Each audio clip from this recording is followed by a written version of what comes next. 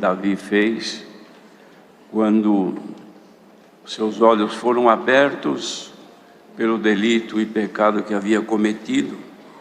O profeta Natã, enviado por Deus,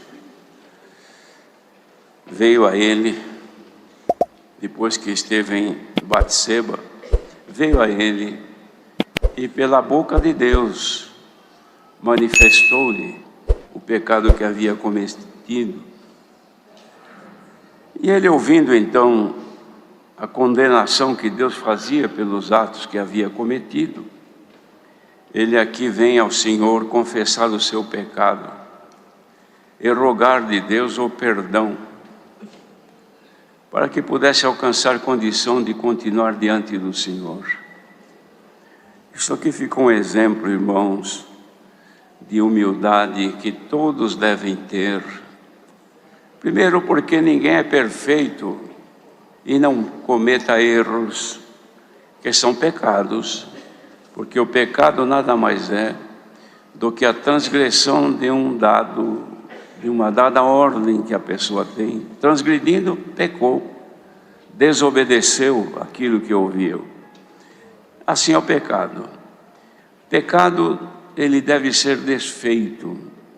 Não existe maneira de desfazer erros, pecados e transgressões, se não ser pela confissão que se faz a Deus e humildemente confessar o seu erro, não é?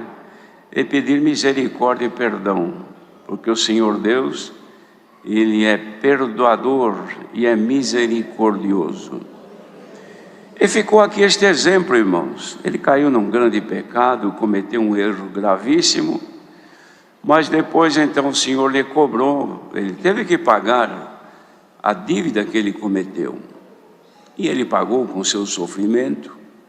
Aqui ele faz uma pequena descrição do que pagou, que Deus lhe cobrou. E Davi, o único recurso dele era ir a Deus, não tinha intercessor, era direto pedir misericórdia a Deus e rogar o perdão. Mas era um homem amado por Deus. E por essa razão, o Senhor lhe cobrou a sua dívida. E depois lhe perdoou. E ele fez essas confissões que nós ouvimos, pedindo ao Senhor que lhe desse graça de alcançar a alegria pela salvação do Senhor. Que o Senhor não retirasse dele o Espírito Santo. Que o Senhor tivesse piedade dele, fazendo voltar a alegria que ele antes tinha e agora não tinha mais. E prometia ensinar aos transgressores os caminhos do Senhor e aos pecadores também, e eles haveriam de se converter. Pedia para o Senhor livrá-lo agora de crimes de sangue, para que o Senhor fizesse manifestar nele a justiça. A nossa condição hoje, irmãos, primeiro que os nossos pecados, a condenação nossa e a nossa culpa foram pagos pelo Senhor Jesus. Ele pagou por todos nós os pecados e retirou de nós a nossa culpa, levando sobre ele na cruz do Calvário.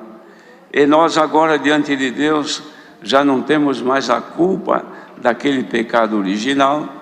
E agora na graça do Filho de Deus, nós temos um intercessor, ou seja, alguém entre Deus e a nós, alguém que conheceu a fragilidade humana, que conheceu as dores do ser humano, as aflições, os problemas que o homem, a mulher sentem. Ele conheceu porque ele esteve, ele viveu nesta condição. E ele agora então, na perfeição que ele é, o Filho de Deus, ele está à direita de Deus para dar a intercessão a nós, isto é, buscar o favor que nós pedimos a Deus em seu nome. De modo, irmãos, que o que somos ensinados é para que nós, quando percebermos que falhamos diante de Deus, que cometemos alguma coisa não agradável ao Senhor, não é esquecer, não é procurar guardar aquilo e nunca mais pensar, não. aquilo deve ser desfeito, aquilo deve ser resgatado do nosso estado original, que perdemos agora por aquele mal que nós fizemos. De que maneira?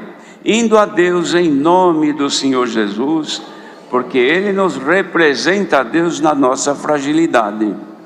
De modo, irmãos, que o Senhor ama a verdade no íntimo. O que quer dizer isto? Ele não ama a verdade que sai simplesmente da nossa boca. Ele ama a verdade que está dentro do nosso ser, do nosso cérebro, que nós sabemos o que é verdade e o que não é.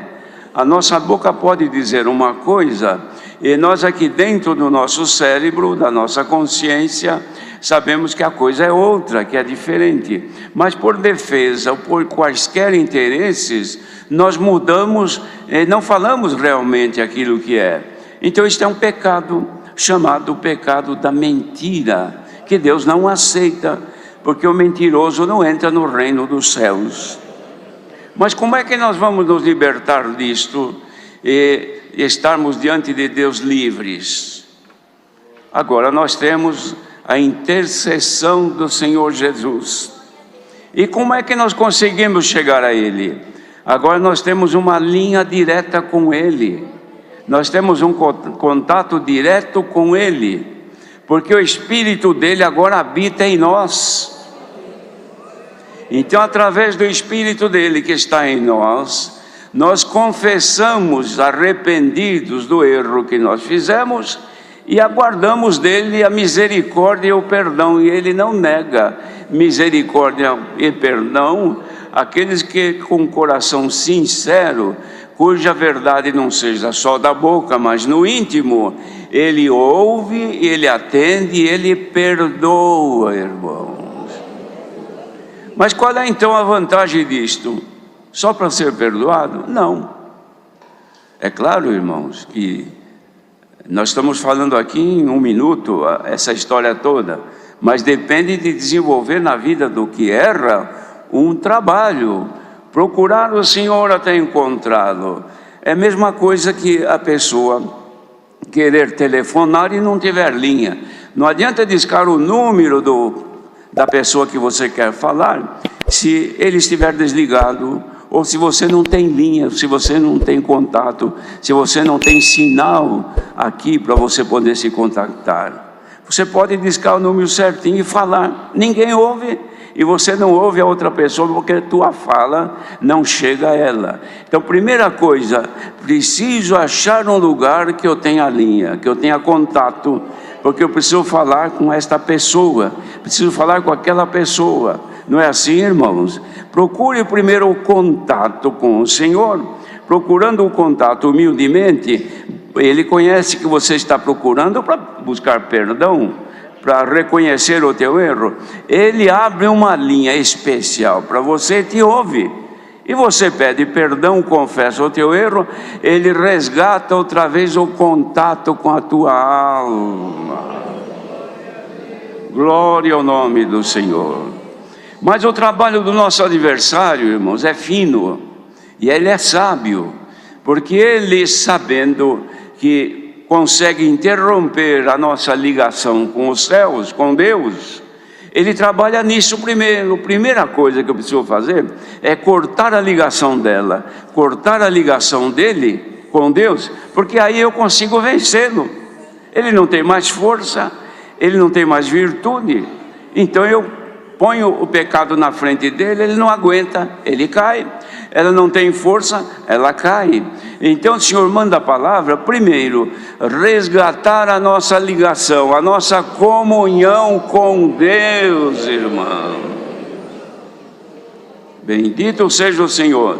Uma vez resgatada a nossa comunhão com Deus, não é somente para alcançar os favores de Deus, libertações, atendimento às nossas necessidades, não é só isto. Muito mais do que isso, é manter-nos ligados com Ele, para que Ele entenda a nossa fragilidade e não retire de nós o seu Espírito Santo. Por isso que ele pediu aqui, Davi, não retire, Senhor, não me lances fora da tua presença. Onde é que eu vou? Longe de ti. E não retires de mim o teu Espírito Santo. Volta outra vez a dar alegria da tua salvação. E sustentai-me com um espírito voluntário. O espírito voluntário, irmãos, é uma predisposição de aceitar pelo menos a pregação desta palavra. Se tu aceitares a palavra de Deus, já é um princípio bom. Voluntariamente, isto é, segundo a tua vontade, você está querendo ouvir alguma coisa de Deus, e Ele está propondo para você tornar-te dar a alegria pela manifestação do Espírito Santo que está no teu coração, se ainda ele está bem, porque se ele estiver entristecido, ele não se manifesta. Por isso diz a palavra: não entristeçais o Espírito Santo, com o qual fostes selados para a vossa redenção. Entristecer o Espírito Santo, irmãos, é fazer aquilo que não o agrada. Os irmãos querem ver uma comparação? Ele mora dentro de nós, a casa é nossa, a vida é nossa, mas nós cedemos o espaço para ele viver dentro de nós. É como um inquilino, mas a casa é nossa. Agora nós podemos colocar dentro desta casa, onde ele também habita, coisas boas, agradáveis a ele. Então ele estará sempre contente conosco. É como uma pessoa que mora dentro de casa, a gente gosta da pessoa, ama a pessoa e ela também nos ama. Então é sempre alegria, prazer de vê-la. Quando a gente olha, vê que ela não está bem, pergunta: o que aconteceu? Você parece estar um pouco triste hoje? Não é assim que a gente faz? Espiritualmente também é assim. Então, mas se nós começamos a trazer dentro de casa coisas que não são boas, coisas que as pessoas jogam fora porque não prestam, e a gente vai lá e traz e guarda dentro de casa. Vocês já viram o que faz o acumulador? Ele encontra uma coisa velha na rua, ele põe num saco. Encontra outra, ele joga num saco. Depois traz em casa e guarda tudo dentro de casa. Coisa velha, coisa que não prestou nem para o lixo, ele traz dentro de casa. E vai ocupando espaço, ocupando lugar. E fazendo isso espiritualmente. Uma hora traz o ódio, outra hora traz a vingança, outra hora cheio de maldade e cobiça, outra hora mente a toda hora. E são coisas mal cheirosas, coisas ruins. Você vai colocando dentro da tua casa, aqui dentro, porque a tua consciência avisa: oh, mais uma coisinha ruim que você trouxe para dentro, e você vai guardando, guardando. Ele fica triste e não te responde mais, mas não foi embora ainda, está aí, mas precisa resgatar esta amizade outra vez. Chegar: olha, você está triste comigo, mas qual é o problema? Ele vai te dizer: olha, é porque eu quero morar aqui com você, mas não dá. Olha aqui quanta sujeira você trouxe, quanta maldade você trouxe. Você tem ódio, você tem vontade de se vingar, você não ama, você odeia, você tem malícia nos teus olhos, é cobiçoso, mente toda hora. Eu não vou ficar mais aqui. Ou você limpa isso, eu fico, ou fica com isso, eu vou embora. Está dando para entender, irmãos, o que o Senhor quer dizer nesta manhã? Senhor, não retires de mim o teu Espírito Santo. Glória ao nome do Senhor. Ele promete, irmãos, se nós agora propusermos no coração de aceitar, de receber e ter propósito de nos limpar, Ele fica e se alegra contigo. Então dizia: torna a dar-me a alegria da tua salvação, Senhor. A Irmandade quer sentir um pouquinho nesta manhã a alegria da vossa salvação. Quem quiser, aumente a tua comunhão agora, a ver se Ele volte, a ver se Ele manifeste outra vez, a ver se Ele não está triste contigo, a ver se você já conseguiu agora propor no teu coração, na tua mente, lançar fora de ti estas coisas ruins. Ele fica e te alegra. Faça esta propositura agora: Senhor, limpa-me, purifica-me, lava-me, eu serei purificado. Purifica-me com isope, eu ficarei puro. Lava-me e ficarei mais limpo do que a neve. Bendito seja Deus. Olha, irmãos, nós somos gente, ser humano, mas se houvesse nessa multidão aqui ouvindo agora, e por onde estiver neste mundo, uma proposta é dizer: Senhor, eu quero ser limpo e quero ser mais convertido a Ti nesta manhã, para que o Teu Espírito não vá embora. Se fizéssemos isto, irmãos, a Irmandade ia ver a glória de Deus aqui. Que tamanho seria isso? Vai ficando em comunhão aí e vai propondo: Senhor, eu quero ser limpo, eu preciso que saia de mim tudo que é mal, eu aceito a Tua palavra, lava-me, eu serei purificado e mais branco do que a neve. Dá para pensar isto, Irmandade? Se a Irmandade pensar nisto, saibam todos que o Espírito de Deus não nos deixará, e Ele se manifestará. Estou aqui e vou ter alegria convosco. Imagine se o Espírito de Deus se entristecer com esta multidão aqui. Vai embora, nós ficaríamos todos ouvindo um discurso humano, uma palavra pregada pelos sentimentos carnais. Não teria virtude, não teria poder, não cura, não liberta, não expulsa o maligno, não limpa os caminhos, aumenta somente o desejo de ouvir, a alegria de ouvir a conversa, mas não teria mais virtude. Mas eu que estou pregando, estou sentindo que a virtude está descendo dos céus. Glória ao nosso Deus. Ele não nos abandonou, Ele não nos deixará, irmã.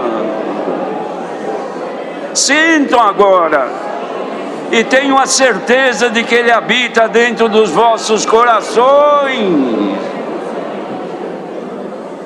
Bendito seja o Senhor. Se a nossa fé for suficiente, sairemos daqui mais brancos do que a neve. Esse é o poder do sangue remidor do Senhor Jesus, que pagou as nossas dívidas e hoje está aqui. Olha, Pai, eles não têm com que pagar, muita desobediência, muitos defeitos, mas a palavra está trabalhando no coração deles, e eles querem restituir a paz, a alegria. Vamos devolver a alegria para eles. Vamos manifestar neles a alegria de saber que são Teus filhos. Quem sabe, irmãos, terminando esta palavra, a glória de Deus não enche este lugar. A presença de Deus não nos garante que Ele ainda habita em nossos corações. Deus seja louvado.